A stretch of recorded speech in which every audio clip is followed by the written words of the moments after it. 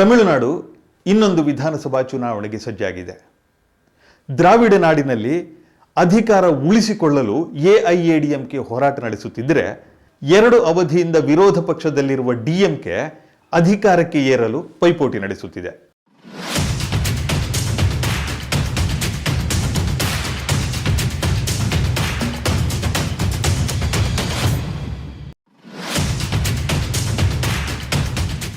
ತಮಿಳುನಾಡು ಗದ್ದುಗೆ ಯಾರಿಗೆ? ಈ ಬಾರಿ ಚುಕ್ಕಾಣಿ ಹಿಡಿಯುವವರು ಯಾರು, ಯಾವ ಪಕ್ಷದ ಸವಾಲುಗಳೇನು, ಸಾಮರ್ಥ್ಯ ಏನು ಎನ್ನುವುದರ ಬಗ್ಗೆ ಗಮನ ಹರಿಸೋಣ. ತಮಿಳುನಾಡು ವಿಧಾನಸಭೆಯ ಈ ಬಾರಿಯ ಚುನಾವಣೆಯಲ್ಲಿ ದಿಗ್ಗಜ ನಾಯಕರ ಅನುಪಸ್ಥಿತಿ ದೊಡ್ಡದಾಗಿ ಕಾಡಲಿದೆ. ಜಯಲಲಿತಾ ಹಾಗೂ ಕರುಣಾನಿಧಿ ಅವರ ಸಾವಿನ ಬಳಿಕ ನಡೆಯುತ್ತಿರುವ ಮೊದಲ ಚುನಾವಣೆ ಇದಾಗಿದ್ದು, ದ್ರಾವಿಡ ನಾಡಿನಲ್ಲಿ ಹೊಸ ನಾಯಕನ ಹುಡುಕಾಟಕ್ಕೂ ಈ ಚುನಾವಣೆ ವೇದಿಕೆ ಆಗಲಿದೆ. ಕರುಣಾನಿಧಿ ಅವರ ಶಕ್ತಿಯಿಂದ ಡಿಎಂಕೆ ಈ ಬಾರಿ ವಂಚಿತವಾಗಿದೆ. ಜಯಲಲಿತಾ ಅವರ ಪ್ರಭಾವಳಿಯನ್ನು ಎಐಎಡಿಎಂಕೆ ಕಳೆದುಕೊಂಡಿದೆ. ಇಂತಹ ನಿರ್ವಾತದಲ್ಲಿ 2 ಪಕ್ಷಗಳು ತಮಿಳುನಾಡಿನ ಚುಕ್ಕಾಣಿ ಹಿಡಿಯಲು ಕದನಕಣಕ್ಕೆ ಇಳಿದಿವೆ. ಆಡಳಿತಾರೂಢ ಎಐಎಡಿಎಂಕೆ ಹಾಗೂ ಪ್ರತಿಪಕ್ಷ ಡಿಎಂಕೆ ಈ 2 ಪಕ್ಷಗಳು ಚುನಾವಣೆಗೆ 5 ತಿಂಗಳು ಬಾಕಿ ಇರುವಾಗಲೇ ಪ್ರಚಾರ ಶುರು ಮಾಡಿವೆ. ಡಿಎಂಕೆ ಅಧಿಕಾರದಲ್ಲಿ ಇದ್ದಾಗ ಕೇಳಿಬಂದಿದ್ದ ಭ್ರಷ್ಟಾಚಾರದ ಆರೋಪ ಹಾಗೂ ಅದರ ವಂಶಾಡಳಿತ ವಿಷಯಗಳನ್ನು ಚುನಾವಣಾ ಅಸ್ತ್ರಗಳನ್ನಾಗಿ ಬಳಸಿಕೊಳ್ಳಲು ಎಐಎಡಿಎಂಕೆ ಮುಂದಾಗಿದೆ. ಎಐಎಡಿಎಂಕೆ 2 ಅವಧಿಯಲ್ಲಿ ದುರಾಡಳಿತ ನಡೆಸಿದೆ ಎಂಬ ಆಪಾದನೆಯನ್ನು ಜನರಿಗೆ ಮನದಟ್ಟು ಮಾಡಿಸಲು ಡಿಎಂಕೆ ಮುಂದಾಗಿದೆ. ಕಳೆದ ವಿಧಾನಸಭಾ ಚುನಾವಣೆಯಲ್ಲಿ ಜಯಲಲಿತಾ ನೇತೃತ್ವದ ಎಐಎಡಿಎಂಕೆ ಪಕ್ಷವು ಭಾರೀ ಜಯ ದಾಖಲಿಸಿತ್ತು. 234 ಸದಸ್ಯ ಬಲದ ವಿಧಾನಸಭೆಗೆ 2016ರಲ್ಲಿ ನಡೆದ ಚುನಾವಣೆಯಲ್ಲಿ ಎಐಎಡಿಎಂಕೆ 136ರಲ್ಲಿ ಪ್ರಾಬಲ್ಯ ಸಾಧಿಸಿ ಸ್ವಂತ ಬಲದ ಮೇಲೆ ಅಧಿಕಾರ ಹಿಡಿದಿತ್ತು. ಡಿಎಂಕೆ ಗಳಿಸಿದ್ದು ಕೇವಲ 89 ಸ್ಥಾನ. ಕಾಂಗ್ರೆಸ್ 8ರಲ್ಲಿ, ಇಂಡಿಯನ್ ಯೂನಿಯನ್ ಮುಸ್ಲಿಂ ಲೀಗ್ 1ರಲ್ಲಿ ಗೆದ್ದಿದ್ದವು.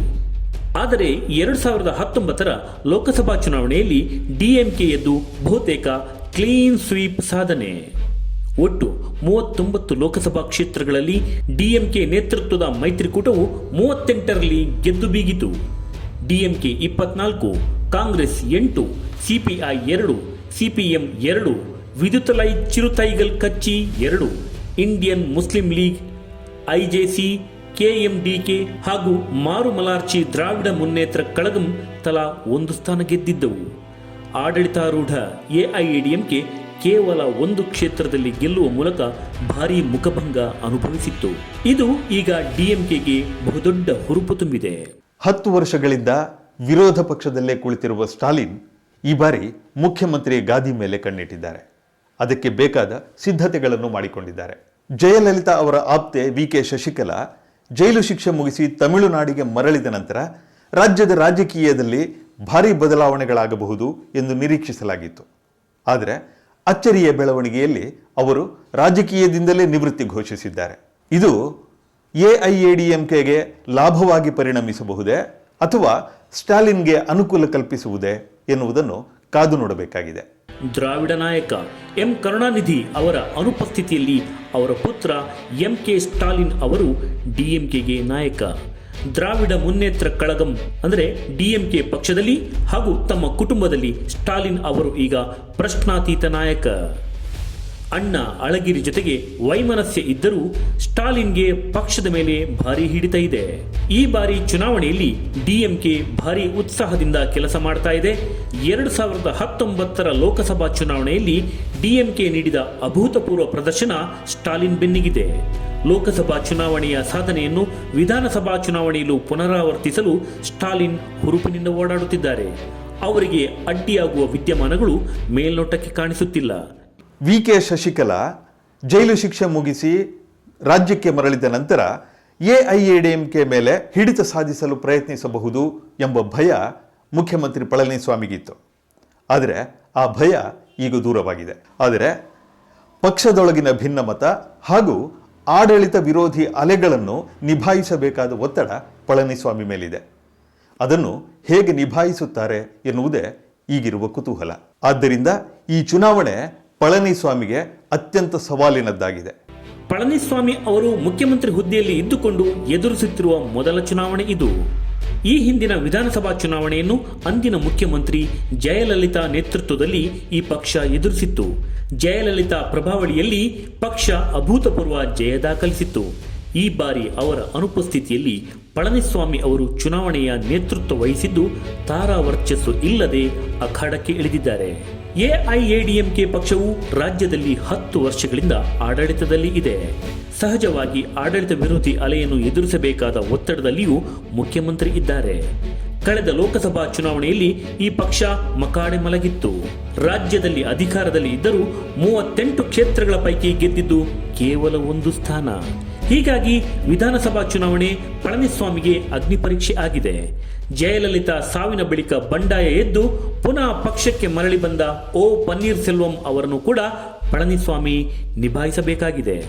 ಎಐಎಡಿಎಂಕೆ ನಡುವೆ ಮೈತ್ರಿ ಇದೆ, ಆದರೆ ತಮಿಳುನಾಡಿನಲ್ಲಿ ನೆಲೆ ಕಂಡುಕೊಳ್ಳಲೇಬೇಕು ಎಂಬ ಉಮೇದಿನಲ್ಲಿ ಬಿಜೆಪಿ ಇದೆ. ತಮಿಳುನಾಡಿನ ಜಾತಿ ರಾಜಕಾರಣಕ್ಕೆ ಬೇಕಾದ ರೀತಿಯ ಕಾರ್ಯತಂತ್ರವನ್ನು ಬಿಜೆಪಿ ಅನುಸರಿಸುತ್ತಿದೆ. ನಾಡಾರ್ ಸಮುದಾಯದ ಮಹಿಳೆ ತಮಿಳುಸಾಯಿ ಸೌಂದರ್ ರಾಜನ್ ಅವರಿಗೆ ರಾಜ್ಯಪಾಲೆಯ ಪಟ್ಟ ಕಟ್ಟಿದ್ದು ಇದೇ ಕಾರಣಕ್ಕೆ. ಜತೆಗೆ ಎಲ್ ಮುರುಗನ್ ಅವರನ್ನು ಅಧ್ಯಕ್ಷರನ್ನಾಗಿ, ವಿಪಿ ದೊರೆಸ್ವಾಮಿ ಅವರನ್ನು ಉಪಾಧ್ಯಕ್ಷರನ್ನಾಗಿಯೂ ನೇಮಿಸಿದೆ. ಇವರಿಬ್ಬರು ಪರಿಶಿಷ್ಟ ಜಾತಿಗೆ ಸೇರಿದವರು. ದ್ರಾವಿಡ ಚಳವಳಿಯ ಹಿಡಿತದಿಂದ ರಾಜ್ಯವನ್ನು ಬಿಡಿಸುವ ಎಲ್ಲ ಪ್ರಯತ್ನಗಳನ್ನು ಬಿಜೆಪಿ ಮಾಡುತ್ತಿದೆ. ಪ್ರಧಾನಿ ನರೇಂದ್ರ ಮೋದಿ ಅವರು ತಮಿಳುನಾಡಿಗೆ ಹಲವು ಬಾರಿ ಭೇಟಿ ಕೊಟ್ಟಿದ್ದಾರೆ. ಸಾವಿರಾರು ಕೋಟಿ ರೂಪಾಯಿಯ ಯೋಜನೆಯನ್ನು ತಮಿಳುನಾಡಿಗೆ ಕೇಂದ್ರ ಸರ್ಕಾರ ಘೋಷಿಸಿದೆ. ತಮಿಳುನಾಡು ರಾಜಕಾರಣದಲ್ಲಿ ಸಿನಿಮಾದ ಪ್ರಭಾವಳಿ ಹೆಚ್ಚು. ಎಂಜಿಆರ್, ಜಯಲಲಿತಾ, ಕರುಣಾನಿಧಿ ಅಧಿಕಾರಕ್ಕೆ ಏರಿದ್ದು ತಮ್ಮ ಸಿನಿಮಾ ಹಿನ್ನೆಲೆಯ ಮೂಲಕ. ಇದನ್ನೇ ಬಂಡವಾಳ ಮಾಡಿಕೊಳ್ಳುವವರ ಸರದಿಯೂ ಇದೆ. ನಟ ಕಮಲ್ ಹಾಸನ್ ಅವರು ಮಕ್ಕಳ್ ನಿಧಿ ಮಯ್ಯಂ ಎಂಬ ಪಕ್ಷ ಕಟ್ಟಿದ್ದಾರೆ. ಭಾರಿ ಅಭಿಮಾನಿಗಳ ಬಳಗ ಹೊಂದಿರುವ ಸೂಪರ್ ಸ್ಟಾರ್ ರಜನಿಕಾಂತ್ ಕೂಡ 2 ವರ್ಷಗಳಿಂದ ರಾಜಕೀಯ ಪ್ರವೇಶದ ಮಾತನಾಡಿ ಕೊನೆಗೆ ಆಸೆ ಕೈಬಿಟ್ಟರು. ಆಡಳಿತ ವಿರೋಧಿ ಅಲೆ ಮತ್ತು ಶಶಿಕಲಾ ವಿದ್ಯಮಾನ ತೊಡಕಾಗದಿದ್ದಲ್ಲಿ ಮತ್ತು ಬಿಜೆಪಿಯ ಬೆಂಬಲ ಪೂರಕವಾಗಿ ಬಂದಲ್ಲಿ ಪಳನಿಸ್ವಾಮಿಯ ಹಾದಿ ಸುಲಭವಾಗಲಿದೆ. ಸ್ಟಾಲಿನ್ ಕೈಗೆ ಅಧಿಕಾರ ಕೊಟ್ಟು ನೋಡುವ ಎನ್ನುವ ಇರಾದೆ ಮತದಾರರಲ್ಲಿ ಇದೆ ಎಂಬ ವಿಶ್ಲೇಷಣೆಯೂ ಇದೆ. ಏನೇ ಆದರೂ ಮತದಾರರ ಒಲವು ಯಾರ ಕಡೆಗಿದೆ ಎನ್ನುವುದು ಸದ್ಯಕ್ಕಿರುವ ಕುತೂಹಲ.